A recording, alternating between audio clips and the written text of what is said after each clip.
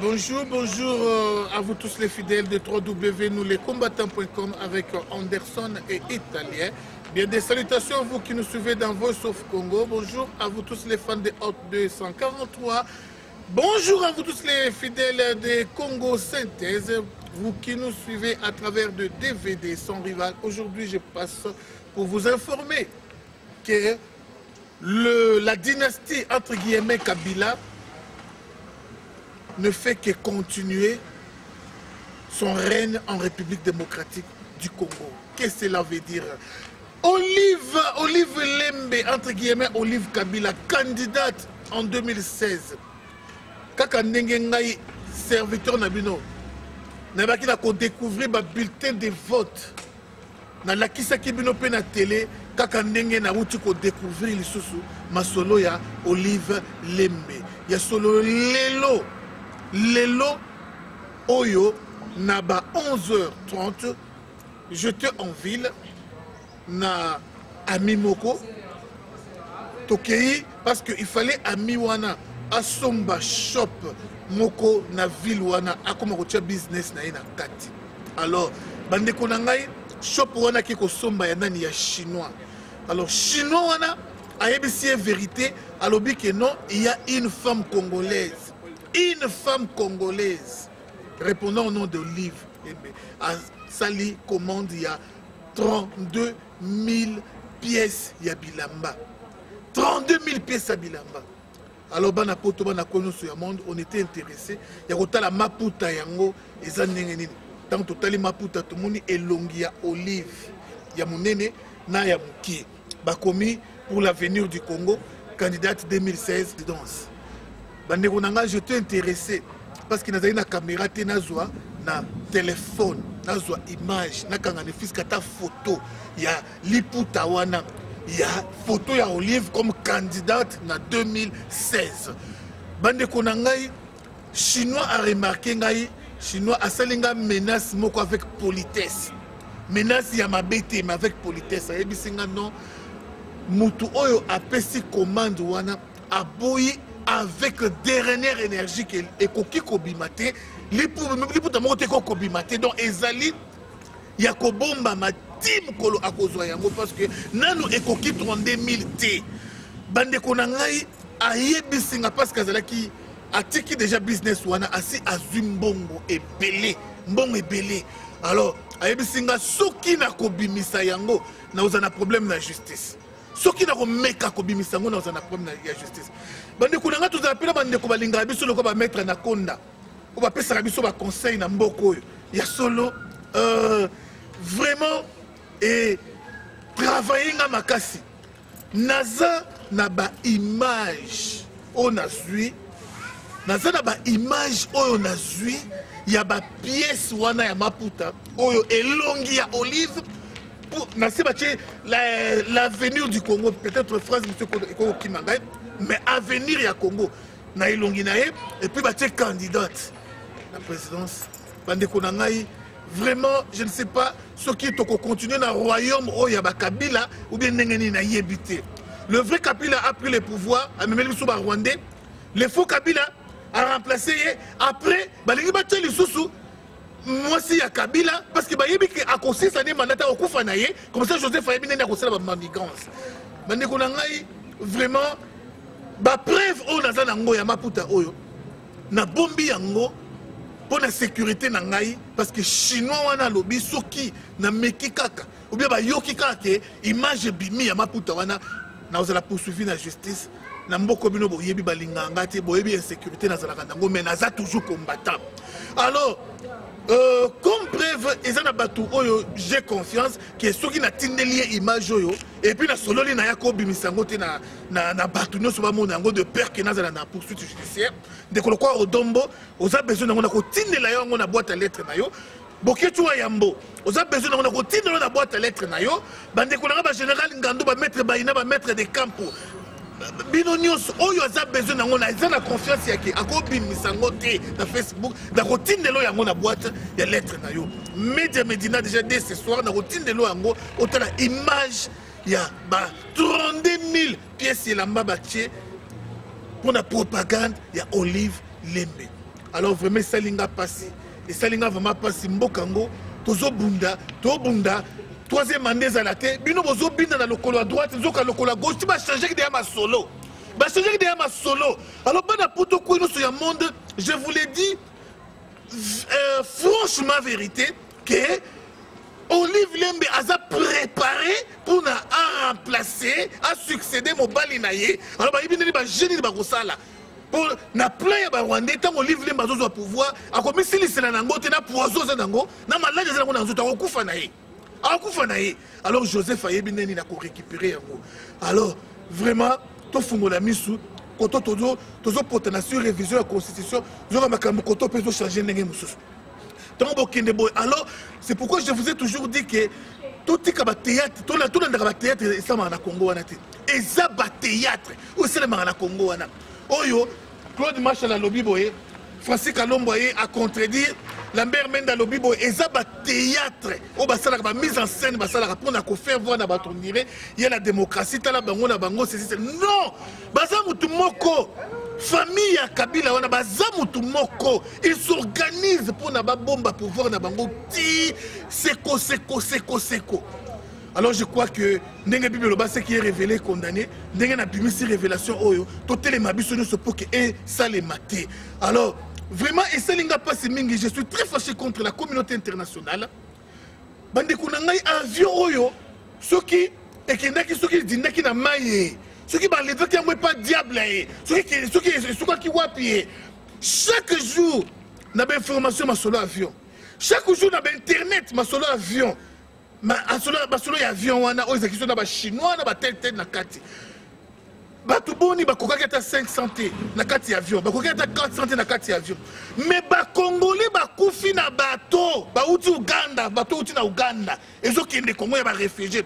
Bakufi plus de 250. Bakoufi, mais on n'en parle pas. Et ça médiatisé. Biso ba nyama, biso ba mboa, tozo kufa mais bazo lobela yango te. Otia nanda kunanga na ba TV5 ba chaîne nyonso wana mais ba lobela ka yango te. Ba lobela ka yango te. Plus de 250 personnes bakoufi, on n'en parle pas. Ya solo mais avion wana to lembi ma solo ya avion. Les gens on a qui vous connaissez qui 300 personnes qui ont fait accident, 300 personnes qui ont fait. Bazolo Belango est dans la chaîne étrangère. On n'en parle pas. Congo Brazzaville kuna ba bomi ba congolais. Ba bomi ba congolais na TV5, on n'en parle pas. Na zone ici Kotoyo, sur France 24, on n'en parle pas. Na ba chaîne Bazolo Belango te. Ba bomi ba congolais na Congo Brazzaville, on n'en parle pas. Ba coffre ba Congo na mutu so kufanete akufinete ba kiti na morgue ba lo belangote ba violent ba maman congolaise on n'en parle pas bande konanga biso ba congolais to ba sous peuple o to za batu na mokili oyo nous n'avons pas droit au soleil nous n'avons pas droit na monde oyo vraiment bande konanga congolais to la muka nous faisons un combat les un contre tous to la muka bande konanga congolais vraiment tout ça na mastaté to na ba liété to na bande côté ba combattant to bunda to ça kana nzambe alors seul avec Dieu to longa parce que cause na biso c'est juste to na nzambe na biso nzambe on a copé sa biso victoire alors vraiment pas trop de commentaires il y a koyeba nako sala et zo sala pasi vraiment mingi na ba voisins na biso les voisins les plus proches du monde. Donc, on a des Congolais, les Congolais, Brazza, les Boye, vraiment, les Congolais, vraiment, les Congolais, tout ça, c'est une valeur dans le monde. Tout ça, c'est une valeur dans le monde. Congolais, tout ça, c'est une valeur dans le monde. Moutounios commence à marcher sur nos nez, commence à marcher sur nos têtes. Moutounios au peuple, vraiment, ça fait mal. Nous sommes pour la nini. Parce que la tête n'est pas bonne. Ce qui est crédible, quoi, tu sais que les équipes n'ont pouvoir, n'ont pas kawana, zokamba kawana. Je ne pense pas que Bangaba sakana biso boui. Mais parce que sur la biso zoba. Je pense pas que à ta première c'est comment. Et zoba. La timidité nous sommes la timide wana. C'est une façon de voler ses forfaits. C'est une façon qu'on monte ça, qu'on bomba buzoba naye, qu'on bomba kabuzoba naye. Il y a solo, et ça n'a pas bourrique, n'a pas bourrique.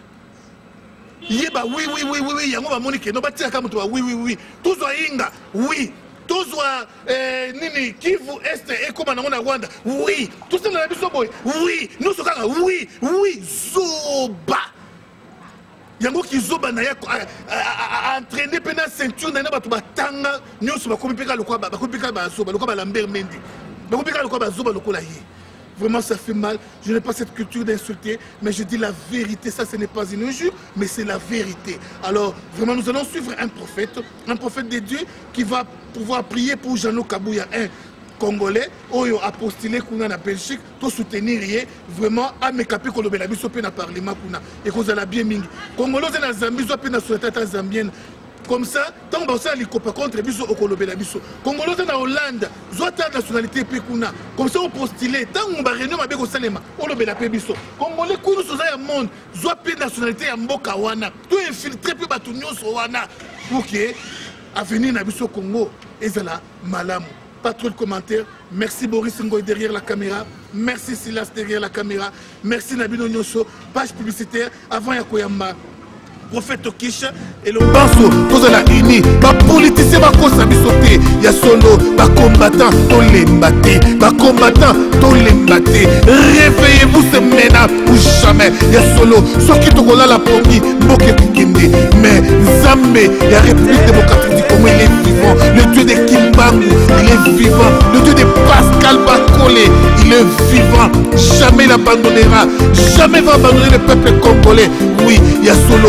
On va vaincre, voulu ou pas, la victoire est dans notre camp. Avant 2016, la Rwanda a libéré Congo. Avant 2016, il y a solo Congolais à Koseka, Congolais à Kosepela, ma maman Botelema, ma maman Botelema, ma papa Botelema, et Sengo, Joie, ils ont musique na bisoté, Kalamingité, Hippolyte Kanambe, Azokenge, Kalamingité, rien de Rwandais, ils ont Sila na Congo, Kalamingité, il y a solo Congolais, à tout Makabu. Ah oui, ça fait un bout de temps que vous avez eu à voir votre serviteur, homme de serviteur, le prophète Kish qui est à mes côtés, un homme de Dieu très puissant comme je vous l'avais toujours dit dans mes émissions encore. Na droite nangai Yemoko Belbiche plasme 42 pouces. Alors, Motonazambe, tu vas par Mbote d'abord, shalom.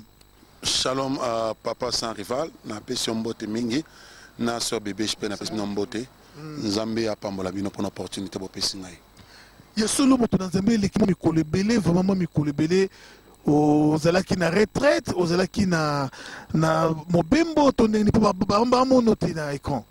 Nous avons prié tellement d'activités belées. L'église na Afrique du Sud est un mois différent. Johannesburg, Boxburg, Pumalanga. Nous avons assemblé Moussoussou qui organisé ma activité, mais par la grâce de Dieu, tout va très bien, ça arrive. Ok, merci. Je crois que... Bonjour d'abord, Belbiche. Bonjour, sans rival. Belbiche, yoko journaliste, yoko plus sous mon dimi, il y a prophète Kish. Rien à dire quoi. Donc côté à Mamwanzambe, donc tous allés vraiment, naza vraiment chrétienne, na quatre église, il y a full fire. Moi témoignage mouké à prophète Kish Kobanga te poisao. En tout cas vraiment à ça la moussa est bien, à ça la moussa est bien, moussa Nzambe donc son temps ça la moussa est bien. Donc il faut toloba, tokumisa toloba sur ça la moussa Nzambe bien. Donc on a côté en église, na se retrouver comme une chrétienne quoi. Matia la yoka donc ça la nga bien, na se retrouver dans mon assiette quoi. C'est ça. Ok, alors aujourd'hui on va pouvoir parler d'un sujet très capital, un sujet qui est en train de faire du chemin. Naminoko yaba Congolais Nyoso, partout on en parlait. 2016. Est-ce que Joseph Kabila, est-ce que à côté pouvoir toi côté t-il awa comme sur la révision constitutionnelle betama CCC on a eu à interviewer ba politicien ba professeur ba combattant mais lelo mosali na Nzambe et surtout plus na Nzambe prophète de l'Éternel. Alors nangambu ya Kabila oyo alingine kotika pouvoir te azo se préparer pendant ali kotika pouvoir te, c'est-à-dire à se préparer na manduki na ba char de combat na ba nini la contre-attaque noso ekoyela ye nangambu pe ba combattant pe opposition baza pe ko se préparer ce qui est aboyi kobima alors elinda kaka ce qui peut dans la révolution ce qui peut dans la guerre dans la coup d'état alors tout se prépare mais maintenant Nzambe alobini dans tout ça parce que le bain du sang se prépare déjà. Alors moto na Nzambe tout ça besoin koyoka yo. Merci beaucoup, Sanriva, pour la Mutuna. Mutuna est vraiment prépondérant. Naïna pisa peuple de Dieu d'abord, Shalom, partout ce que vous allez en Europe, en Amérique, en Asie, en Afrique, vous avez des missions Oyo. Nzambia Pambola Bino Makasi. Alors, question est d'abord par rapport à la Constitution. Constitution, où ils Mama Yamibeko. Il y a un bon Congo, ils ont régit na ba loi et belé. Parmi ba loi et ba principe, c'est que président Mokote a couru kozala na troisième mandat. Donc ça dit que premier mandat, second mandat, ils allaient possible, mais troisième mandat, selon la constitution, ils ont que président faut déposer. Alors moi je crois que où ils allaient idée surtout, où ils allaient mécanisme surtout que président Nabiso allait na troisième mandat. Je crois que aider et je ne crois pas que ceux qui ont pensé et l'autre y a boy, c'est-à-dire qu'ils ont mauvais conseiller. Moi je crois que Aza conscient, il y a constitution à Congo, Aza conscient à Mibeko. Je crois qu'il y a Ebi qui a le cas, puis a violé maman Mibeko parce que ils ont qui bango tant et belé pour nous régir tout que ça là où ils allaient loi wana da bakeneki na ba Sun City, les cas qui na 1+4 juste pour nous sangisa où ils allaient constitution. Ça a pris les années et il y a eu beaucoup de morts au Bakoufaki pour que la Constitution est à la réviser. Et Constitution déjà à réviser. Et qu'on réviser sous Constitution sans rival pour la deuxième fois. Parce qu'il a pris beaucoup de temps depuis Musée. Le problème est qu'il y a la Constitution, qui est née comme président, c'est que la ministre, tout a été et a pris beaucoup de années. Et il y a eu beaucoup de sang, beaucoup de morts. Et je crois que notre président et son entourage, l'idée, il y a ça qu'on détruit, tout violer la Constitution, il y aura beaucoup de sang. Et moi, je crois que pour la président, Kazali, Azala sage, na osenga na abonde la peine osenga na elo msuza kino a déposé. Donc à déposer, il y a beaucoup de gens compétents na Congo, na côté à majorité, na côté à opposition, il y a beaucoup de gens compétents et ba pe sa chance tabato mususu. Je crois que idée à cobrider ou to ko violer loi eza idée moramabe. Yesolo vraiment de kosoki motuni zali ya kotuna prophète. Ok, merci beaucoup. Nazo tout na prophète par rapport kaka ya makambo ezoli kanamboka na biso Congo. Na ebité pona bango pona bino basali na Nzambe. Que makambo nyonso ndenge ezotambola boye tokomi pamenya ba élection que non makambo ezosamba. Siko bino et pas basali na Nzambe bo organiser nini pona mboka na biso. Parce que bitumbeza na mboka par-ci par-là bazo kufa du jour au jour mambozo bakisama pona bino basali na Nzambe surtout à l'étranger organisation na bino eza nini pona makambo. Merci maman Bibi, ça c'est une très belle question. Moi je crois que problème il y a organisation et aussi une unité. Et là où il n'y a pas l'unité, la Bible dit le peuple au basa unité. Donc une armée divisée est avouée à l'échec. Un peuple qui n'est pas uni, c'est un peuple faible. Alors le problème c'est que au niveau atokoki, individuellement. Moi je suis en train d'organiser des prières. On a aussi prier, mais au niveau il y a peu d'étrangers en Afrique du Sud, Congolais au Sangana, il y a un problème. Ce problème-là, a été déjà depuis l'époque coloniale. Donc, c'est-à-dire que les Congolais, tout ça, un peuple, ils sont le plus divisé au monde. Parce que tu as plus de 450 dialectes ou langues, na Katamboka na biso.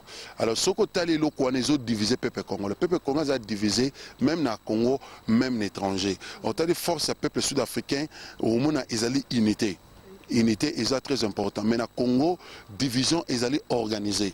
Donc, le peuple congolais a dit manaraté, le peuple congolais a soutenu raté, le peuple congolais a dit Mabé, il est comme sans rival, le peuple congolais s'est appelé Asuki. Le peuple congolais n'est étranger, il n'y a pas la mouton, Mouninga, ça réussi, tout ça, l'idée, il est kitoko. Au lieu de soutenir, nous sommes en train de chercher comment les combattre. Donc, le peuple congolais a bounanaye naye. Donc, au niveau de Bisso, c'est un ensemble de nouveaux étrangers, Naïna a organisation église sud-africain, nous sommes en train de prier pour le Congo.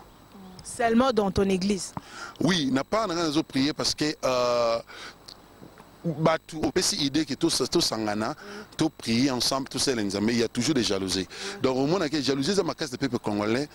Parce que nous avons réussi, aux autres mindele, c'est mal les pasteurs, même les pasteurs, quoi na magie, tellement les gens ont échoué. Beaucoup de gens tellement échoués et ne croient pas à la réussite. Et ne croient pas que Dieu peut faire les impossibles comme ça possible. Alors, baza plus négatif dans le peuple congolais et tout ça qu'on se détruit. Ils ont la vision de Pharaon, à ce qui y a bangombe 7, il y a maigre, bazoli a bangombe 7 au bazaki a minene. Donc, ils ont en Afrique, vision en so bien selon histoire. Au moment que Égypte, ils ont qui na Congo likolo, c'est-à-dire que ils ont na Centrafrique côté Pharaon banek au vendre. Donc, ils ont vision à ce qu'on a débit à Nil, côté Nil et bandi so tali selon ba lac, au moment Nil et bandi na Congo na est, côté fleuve Nil et banda, côté au Pharaon avant de ça qui capitale na ancien temps. Au moment que Pharaon a vision que bangombe ya mikie, ba konda bazuli bangombe minene. Comment ngombe ali ngombe? C'est-à-dire que ça na Congo que tout le monde a congolais azuli congolais. Au monde un noir qui mange noir, mais jamais au monde le blanc na minele minele ata problème à ondeni ba se soutenara. Donc moi je crois que toujours prier na part na biso ça ba fort na biso toujours prier pour na peuple congolais pour que Congo ba élection makamisa le kana kimia mais sous ces alliés que tous ala ini mais aux ala ini n'étant aux sanctionnés ba to ka muto yo bende pemben ka yem ta ko détruire yo ou trahir yo donc na habité to sukande na likambwana. Oui, si je comprends bien quelque part entre vous basal na nzambe boyo kanizate. Aux ans réseau Maman Bibiche, vraiment entre Bassin et Nzambe, surtout les Congolais. Boyo Kanizate, ils ont un problème de crise de leadership. Congolais, le caractère titre. Mais dans le monde, au monde en Afrique du Sud, d'abord le travail. À partir de ton travail, nous devons qualifier. Mais Congolais, le canal combo avant Moussala. Donc ils travaillent pas, ils cherchent d'abord les noms. Moi je crois que ils ont le biso au peuple congolais, tous un peu de problème, crise de leadership, il n'y a pas l'ordre. Tout est mboka oyo, tout côté l'église, tout côté grand, tout women awa. Mais il nous a pas aidé que non, l'homme de Dieu, tout courtois ba misusu. Mais au senti que non, Moussa Nzambe to papa mukolo to women ancien congolais en Afrique du Sud, que non l'homme de Dieu vient joindre nga tout vendre, tout prier ensemble tout ni jamais. Donc ils ont ko buka, donc système ba cal. Donc ils ont que soko yesi koza new cam. Au leba aider yo que on mata ezaki bazo aider okita bazo peso ba aider comment ozonga Congo comment ko give up na aider to vision za mapesi yo ba bité pourquoi nza mamema na Afrique de mais et ils font le mieux que ba décourager yo ba battre yo pour que o réussite mais surtout moni ba Niger ba kwandenge to moni ba pays musupe ba noir mais tant ba ye awa ba éthiopien baza soudé ata muta ya sika ba ko ba aider à se retrouver au moni jamais ça na mulongo na o ma face pour na zo ngunda jamais au moni nigérien na mulongo jamais au moni somalien na mulongo car ba Congolais, Moutoubaza vraiment minimisé par Congolais parce qu'il n'y a pas l'unité. Même le niveau, il y a on fait toujours souffrir. Mais un coin dengue, Nigérien, Royal, Lelo, jamais au Samulongo. Mais le basu stati, le basu Mukanda parce que à Yokuta déjà, au Bazala qui on a ancien, mais déjà ini, il y a l'organisation. Il y a problème, il y a ancien, grand frère, Namusala Nzambe, au Bazana Mboka, ba rassembler Bissonio Sobana, P et aux Alamalaming. Ok, merci beaucoup. Nous avons si micro sans rival. Merci beaucoup, Belle Biche, Plasme 42 pouces. Je crois que Moutounan Zambé a une préoccupation. Zali, un Congolais, Oyayebani, dans le monde entier, Mobimabenge, na Jano Kabouya. Jano Kabouya, mon bundeli munene ya mboka. Jano Kabouya, Sala Mingi po na mboka. Jano Kabouya, d'origine congolaise, mais naturalisé belge. Yewana a pris candidature naïe municipale pour na a passer na Belgique.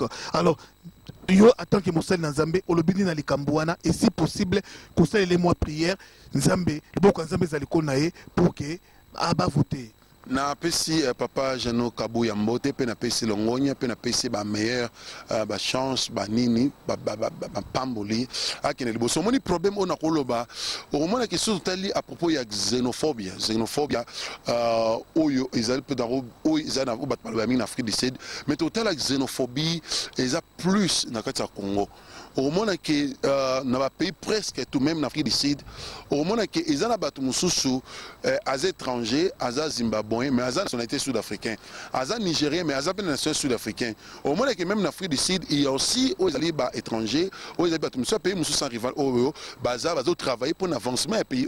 Et au pays c'est la force Afrique du Sud, les alliés étrangers. D'abord, en Afrique du Sud, ce ne sont pas les Sud-Africains proprement dit. Ce sont les étrangers qui sont Sud-Africains qui protéger Bango. Les seuls pays en Afrique où ils gardent les étrangers Afrique du Sud. Biso na Congo, na Nigeria, to Bengana Mindele, to Beta Bango, to Viola Basina Bango. Les appels parmi les malédiction. À cause que l'arbitre s'est fait penalty. Donc to pilla ba bloka ba sénégalais, to pilla ba nini, to boma bango, to viola ba sina bango. Donc il y a beaucoup de choses où ils ont mabé na biso peuple congolais. Na pesi Jean-Luc Kabouya mbote, ne loko oyo asali na kati ya Belgique, où ils ont postulé na niveau à la mairie, na gouvernorat, vision na eza nango pour na Belgique. D'abord, c'est très important, ça congolais mais belge. Je crois que c'est le mot très important qu'on comprenne qu'un peuple congolais, Afrique, le monde est un Nzambé. Donc partout foulera le plan de tes pieds, Dieu te donne la possession. Moi je crois que les Congolais, ils ont une vision de pays Moussoussou. Donc ils ont une vision tant qu'on a Afrique 6 où ils allaient s'intégrer. C'est un problème où ils ont le peuple congolais. Tout un problème de difficulté à s'intégrer, puis à s'adapter. Donc nous ne voulons pas s'adapter dans le pays Morobo. Il y a une limitation, donc tout ça n'a pas besoin de moi évoluer parce que tu peux s'adapter, tu peux s'intégrer dans la culture. Nous encourager le peuple congolais, tout lié avec l'intégration, tout lié avec la paix s'adapter dans où ils allaient partout aux autres Zambie, Zimbabwe, Nigeria, partout. Tout quota, toutes les nationalités, peut tout travailler. Mbongo et aux na Congo. So tel peuple congolais, tout le monde belé na Congo. Alors ceux qui toujours travaillent, toujours possession, bah ma belé, bah ressources, où ils sortent sous-sol, toujours en possession, nous pouvons même soutenir nos pays, nos familles aussi très bien. Donc encourager tout le peuple congolais à l'étranger, donc qu'on travaille, qu'on a une vision, où ils allaient mondial. Alors Jean-Luc Kabouya, vous savez que prière est utile, Makassi vraiment. Moi, prière, après quelques secondes, n'enge Elia prière qui m'est amoulaïté, mais moto kitaki. Tolini ma Jean-Luc Kabouya, aïba vraiment na réussir, qu'on gagne vraiment l'élection. Father, in the name of Jesus, we give you glory and we give you praise. Father, we come together into agreement, Father, according to the scriptures, Matthew 18, 19, 19. Father, you said if you come into agreement and we pray for and ask you anything, and if there's no doubt, whatever we're going to ask in your name shall be done. Father, in the name of Jesus, we pray for your son, Jean-Luc Kabouya, Father. Wherever he is at the moment, Father, in Belgium, Father, we pray for divine favor upon him. We pray for favor and success and breakthrough, Father. Let your hands be upon him, Father. Stretch your hands upon him. Reach out your hands upon him. Father, open doors for this man, Father.